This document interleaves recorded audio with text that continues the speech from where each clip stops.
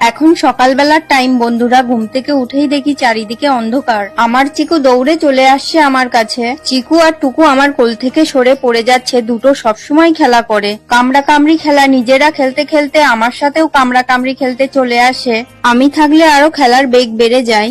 মা এখন আমলকির রস দিল আমাকে খাওয়ার জন্য। চিকুটুকু এখানে ছোটুর সাথে বন্ধুত্ব করতে যাচ্ছে, ছোটু তো করতেই চাচ্ছে না। চিকুকে যদিও একটু পছন্দ করে, টুকুকে একটুও পছন্দ করে না।